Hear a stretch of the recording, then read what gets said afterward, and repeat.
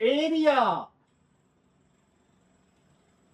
enclosed between slope of acceleration and yes time axis.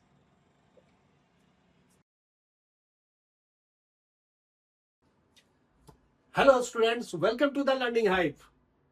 फिर से एक बार आपके पास हाजिर हूं, आपके डाउट, आपके क्वेरीज, आपके कंटेंट को लेकर। हाँ, पीछे थोड़ा सा गैप रहा है, बट मैंने देखा कि इस गैप में भी बहुत सारे बच्चे, उनके पेरेंट्स मेरे रेगुलर कांटेक्ट में रहे हैं, जिनको जब जहां कोई डाउट, कोई क्वेरी रही है, मेरे से उन्होंने पूछा है और मैंने उन सबको सेटिस्फाई किया, सबको बताया है कि इस ढंग से आपने काम कर रहा है। बेशक ये वाला जो मीडिया हमारा थोड़ा बीच में गैप रहा, बट कोई बात नहीं, हम फिर से स्टार्ट करते हैं। यहाँ पे आज का हमारा कंटेंट होगा मोशन, जिसमें इस साल इंट्रोड्यूस किया गया है कुछ डेरिवेशन जो हमने इक्वेशंस ऑफ मोशन 9th में देखे थे, वो इक्वेशंस ऑफ मोशन की डेरिवेशन के लिए। तो स्टार्ट करते हैं derivation of equations of motion. Okay okay students, तो स्टार्ट करते हैं। First equation of motion, that is v is equal to u plus a t. पता है आपको, इस इक्वेशन का वर्ड नेम एक अलग से है, जिसको कहते हैं वेलोसिटी टाइम रिलेशन। वेलोसिटी और टाइम के बीच में रिलेशन ये बताता है v is equal to u plus a t. और पीछे जब हम लोगों ने ग्राफ की इंट्रोडक्शन की थी, ये सिलेबस में था पहले भी, तो उस समय में हमने देखा था कि हमारे पास जो ग्राफ है वो इस डेरिवेशन के लिए वीटी ग्राफ चाहिए, राइट। तो हमने वीटी ग्राफ ले रखा है यहाँ पे, और वीटी ग्राफ में जो स्लोप होता है, जो third line, that will slope होगा इन दोनों के बीच में, दोनों पैरामीटर के बीच में, that will give the measure of acceleration. चूंकि ये मोशन एक्सिलरेशन, एक्सिलरेटेड मोशन का होता है, इसीलिए वीटी ग्राफ और इसका ग्राफ हमने जो स्लोप लिया यूनिफॉर्म एक्सिलरेशन के लिए, ये स्लोप होती है straight and inclined. So this is maybe A और बी, इस लाइन सेगमेंट का नाम हम लेते हैं। जब बात करेंगे इसके स्केल की, तो 0 और इस पे टाइम ले रखा है, ये इनिशियल वेलोसिटी की बात आएगी, जब 0 टाइम में वेलोसिटी स्टार्ट होती है, u वेलोसिटी, और सर्टेन टाइम t के बाद, सर्टेन टाइम t सेकंड के बाद, इट्स वेलोसिटी बिकम्स v। तो यही u, v और t, ये सारे वर्ड का जो मीनिंग, जे लेटर्स का जो मीनिंग होता है, वो हम पहले समझ चुके हैं, जान चुके हैं, और ग्राफ की इंपॉर्टेंस भी बात आएगी। So as we know that the slope between v velocity and time gives the measure of acceleration। जो हम पहले देख चुके हैं, कर चुके हैं, ये पहचान हमारे पास है ही ऑलरेडी। तो ये लैंग्वेज आप दे दोगे, आपको समझने में कि आगे क्या हम काम कर रहे हैं, हमेशा हेल्प करेगा। So slope acceleration equal to slope कौन सा, ए बी। अब यहां पर जो स्लोप ए बी है, ये पूरा मेजर देगा, और इस ए बी के लिए हमारे पास क्या हो जाता है, एक परपेंडिकुलर हम यहां ए से डालते हैं बी और डी, सपोज इस पॉइंट का नाम सी। तो ये हमारे पास जो हाइपोटेनस है, छोटे एंगल के लिए ए पॉइंट पे जो स्मॉलर एंगल है, इसके लिए हमारे पास जो बनता है वो है बी सी अपॉन ए सी, बी सी अपॉन ए सी। लेकिन जो हमने स्केल ले रखा है उस पे बीसी इस लेंथ का हमारे पास नहीं है कोई, तो क्या करेंगे, स्केल के अकॉर्डिंगली जो ग्राफ पे ले रखा है, BC can be written as BD minus C is. It right राइट? ओके। और एसी, एसी के बदले दे सकते हैं लेंथ इक्वल ओडी। हो गई बात खत्म यहीं पे। क्यों? अब सारी वैल्यू जो हमने स्केल पे ले रखा है वो डालना है। एक्सेलरेशन किससे रिप्रेजेंट होगा, लेटर ए से। बीडी की वैल्यू क्या होगी भाई, बी से डी तक की वैल्यू टोटल वी है, यहां का कोऑर्डिनेट, और सी डी यू है, और ओडी की वैल्यू टाइम पे क्या हो जाएगा, टी।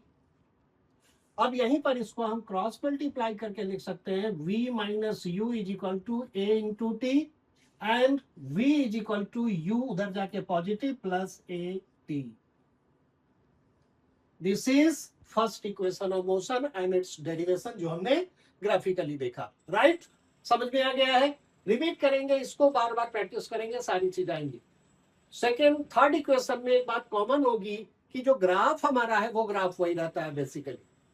तो अगले इक्वेशन पे चलते हैं, second equation of motion. Okay friends, so now second equation of motion क्या है भाई? s is equal to u t plus half a t square. Is it clear? याद है? पक्का मुझे पता है. इसका वर्ड नेम होता है distance time relation. Distance time relation, got it? s is equal to u t plus half a t square. और अभी जैसा बताया आपको कि ग्राफिकल रिप्रेजेंटेशन में हमारे पास फिर से वही चाहिए, वीटी ग्राफ ही.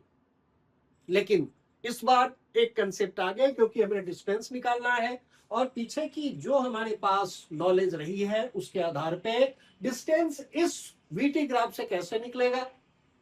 यस, सही कहा आपने. एरिया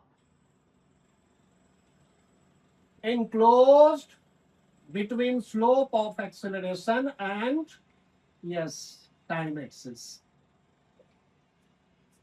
ये जो शेडेड एरिया है that will give the distance covered in that given time. Note करें इस बात को भी. As we know that the area enclosed between slope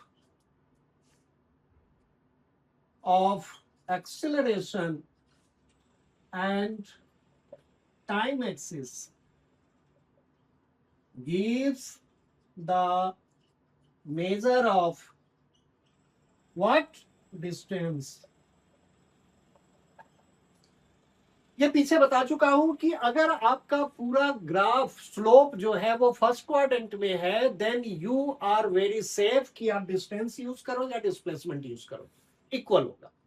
हाँ, अगर आप फर्स्ट के बाद अगला के साथ आप फोर्थ क्वाड्रेंट में जाने की बात अगर वो भी इन्वॉल्व होता है तो डिस्टेंस और डिस्प्लेसमेंट्स अलग हो सकते हैं. So be careful. हम लोग इस चीज को लेकर चल रहे हैं first quadrant of the Cartesian plane. X axis Y axis दोनों के पॉजिटिव वैल्यू को ध्यान में रखते हुए फर्स्ट क्वाड्रेंट. ये चीज हो गया. अब जो इतनी लंबी लैंग्वेज लिखी उसको शॉर्ट में लिखे तो क्या लिखेंगे? That is distance equal area. कौन सा हमारे पास लेवलिंग है? O A B D. O A B D. अब अपने आप को थोड़ा सा हमने कन्वीनियंट फॉर्म में रखा. क्या भाई कि ये जो दो पार्ट हमने इसको कर दिया. फर्स्ट इज रेक्टेंगल जो नीचे वाला है, दूसरा ट्रायंगल जो ऊपर वाला है. इजिली कर सकते हैं दोनों के एरिया को plus. So it is area of rectangle O A C D plus area of triangle क्या बनेगा? B C A. कोई डाउट? यस, क्लियर है. एरिया क्या होता है भाई? ये रेक्टेंगुलर शेप है हमारे पास, एल इंटू बी. सिंपल. तो क्या लिखे? O D into O A. O D into O A. Clear? Okay. Rectangle का और ट्रायंगल के लिए क्या होता है भाई? हाफ इंटू बेस क्या है? A C into perpendicular height जिसको कहेंगे B C. Very much simple. Okay, एक लाइन और एक्स्ट्रा खर्च करते हैं, फिर स्केल के अकॉर्डिंगली वैल्यू डालेंगे.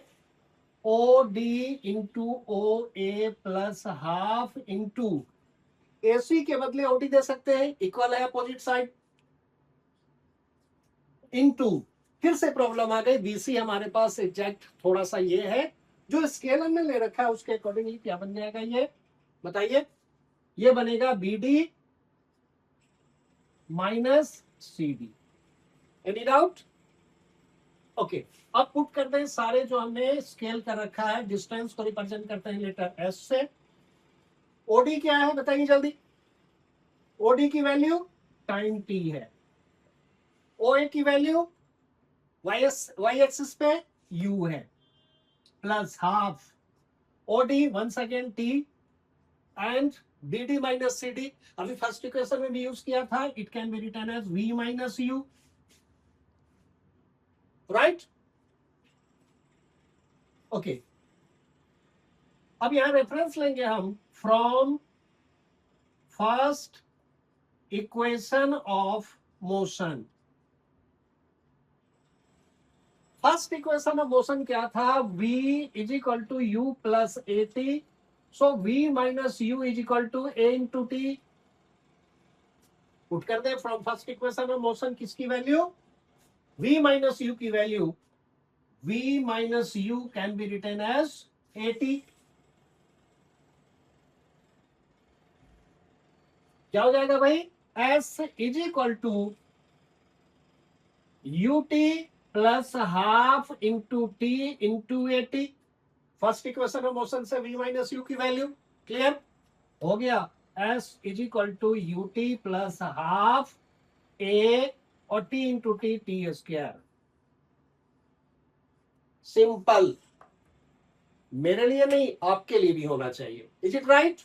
Second equation of motion, area enclosed का कंसेप्ट हमने लेकर चलना है क्योंकि डिस्टेंस निकालना है।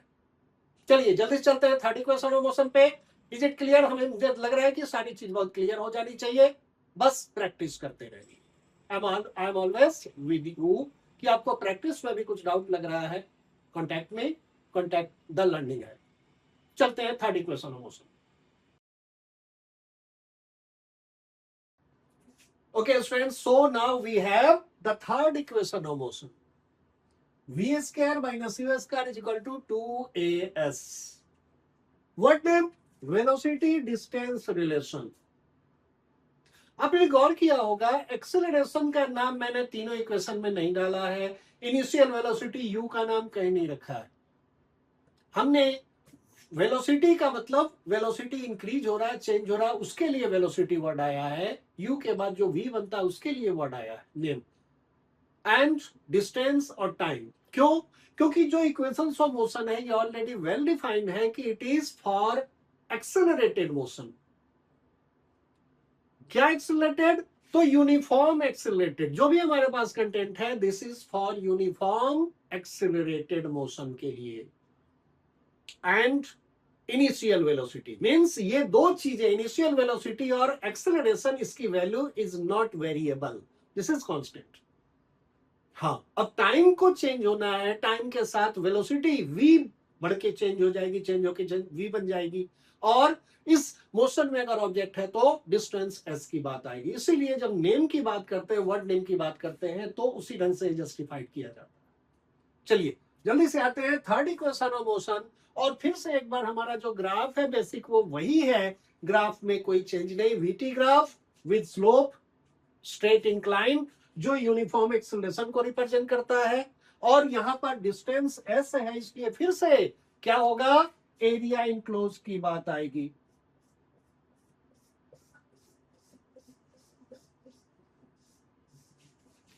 एरिया इनक्लोज्ड पिछला भी था सेकेंड इक्वेशन और ये थर्ड इक्वेशन में। ग्राफ में चेंज ऑफ मार्क किया आपने, ना ना ना, मैं रेड कलर की बात नहीं कर रहा हूं, ब्लू और रेड कलर की बात नहीं कर रहा हूं, और चेंज यस। पीछे में हमने ए पॉइंट से बीडी के ऊपर परपेंडिकुलर डाला था, और सेकंड इक्वेशन के लिए हमने क्या किया था, रेक्टेंगल प्लस ट्रायंगल, दो एरिया को हमने ऐड करके फिर वो सेकंड इक्वेशन ऑफ मोशन बना। हमारा फिगर एज ए होल वही है, लेकिन इस बार हमारा पूरा वो दो पार्ट में डिवाइडेड नहीं है एरिया।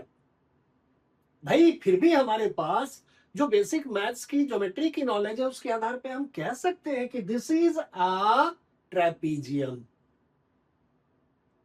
और किन बच्चे को नहीं पता ट्रेपीजियम का एरिया, यस बताए। हाँ क्या होता है, half into sum of parallel lines into height perpendicular. थोड़ा सा रेक्टिफाई करें, जो अगला फैक्टर आप बोल रहे हो हाइट या परपेंडिकुलर, उसको थोड़ा सा रेक्टिफाई करो, क्या होता है वो, एक बार फिर से देखें, sum half into sum of parallel lines into perpendicular distance between parallel lines. क्योंकि अगर हाइट की बात करोगे कंफ्यूजन आएगी, ये वाली हाइट रखे कि ये वाली हाइट रखे, नहीं, perpendicular distance between parallel lines O A और बी डी के बीच का जो परपेंडिकुलर डिस्टेंस है that will in the formula. Yes, चलिए आइए फिर से स्टार्ट करते हैं वही चीज। As we know that the area enclosed between slope of acceleration and time axis gives the measure of distance। ये लैंग्वेज अपने लिए जरूरी होता है बच्चों। हर बार हम जैसे न्यूमेरिकल में अगर एक ही टाइप का फॉर्मूला बार बार यूज हो रहा है, चाहे क्वेश्चन में या एक से अधिक क्वेश्चंस में, हर बार आप फॉर्मूले को लिखें। वो अंडरस्टूड है, आपको पता है, टीचर को पता है, लेकिन आपको हर बार याद रहे वो चीज, अलग से लर्न करने की चीज नहीं होती है। वही चीज यहाँ पे रेफरेंस आपको देना पड़ेगा, what we are going to do, that is distance is equal to area of trapezium. यही चेंज हो गया, ओ ए बी डी क्या होता है भाई, half into sum of parallel lines. कौन कौन है, ये वाला ओ ए और B D, B D plus O A, clear, into perpendicular distance between them क्या है भाई, ओ डी है, राइट, कोई डाउट नहीं। चलिए, तो sum of parallel lines into perpendicular distance, हम इनकी जो भी पैरामीटर हमने रखा है स्केल पे उसको डाल दें, डिस्टेंस का मतलब एस, हाफ बीडी की वैल्यू वी है, प्लस ओ ए की वैल्यू यू है, और ओडी की वैल्यू टी है। भाई रिलेशन किसमें आ रहा है यहाँ पर, T is one of the factor, जबकि इक्वेशन में टी वाला हम पिछले बार देख चुके हैं, टी को दोबारा नहीं लाना है, हमने वेलोसिटी और डिस्टेंस को रखना है, टाइम को नहीं रखना है।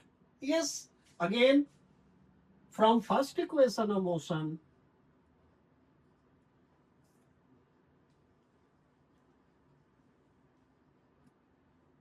आप बताओगे क्लियर है कि नहीं, करेक्ट है कि नहीं। T is equal to v minus u by a, हाँ जी, yes no, very well set, yes.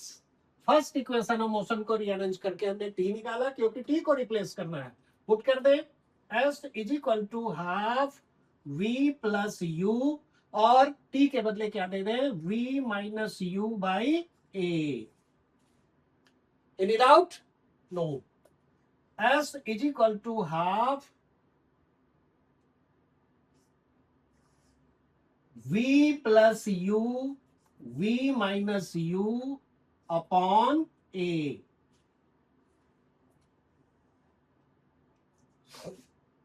याद आ गया फॉर्मूला, s इज इक्वल टू v माइनस यू और v प्लस यू का प्रोडक्ट क्या होगा, v square minus u square upon 2a, right, yes, cross multiply, v square minus u square equal 2as, done.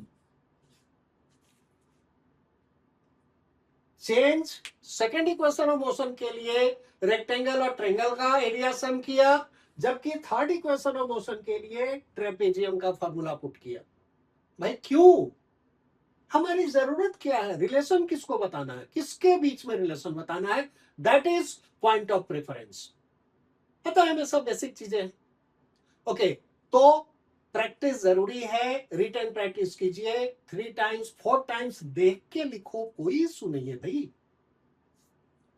ये अलग से लर्न करने की, रट्टा मार के बैठने की जरूरत नहीं है, ऑटोमेटिकली हो जाएगा अगर आप 3 से 4 बार लगातार एक सिटिंग में देख के लिखते चलिए। आई होप जल्दी होके आप कंफर्म करोगे, क्यों, क्योंकि जो ये इक्वेशंस की डेरिवेशंस है ये आपके एग्जाम का एक इंपॉर्टेंट पार्ट है। ये मैं नहीं कहूंगा कि फर्स्ट जरूरी है, सेकंड जरूरी है या थर्ड की ज्यादा इंपॉर्टेंस है, लेकिन इनमें से एक आने की चांसेस बनती है, डिराइव करने की जरूरत पड़ती है। तो ये अभी के अभी हो जाना चाहिए जो भी आपके पास है। वेल, चलो, थैंक यू। प्रैक्टिस करते रहे। इन इक्वेशंस के आधार पे न्यूमेरिकल्स तो है ही हमारा इंपॉर्टेंट। अभी पीछे की आपकी वीडियो में आप देख सकते हैं कि कुछ इक्वेशंस के आधार पे हमने न्यूमेरिकल सॉल्व किए हैं, और आपको जरूरत पड़ेगी जब कभी भी आप भी पुट करो क्वेश्चन, अगर कोई डाउटफुल होता है तो I am always with you. Thank you very much once again, the learning hive. Thank you बच्चों, बाय, टेक केयर।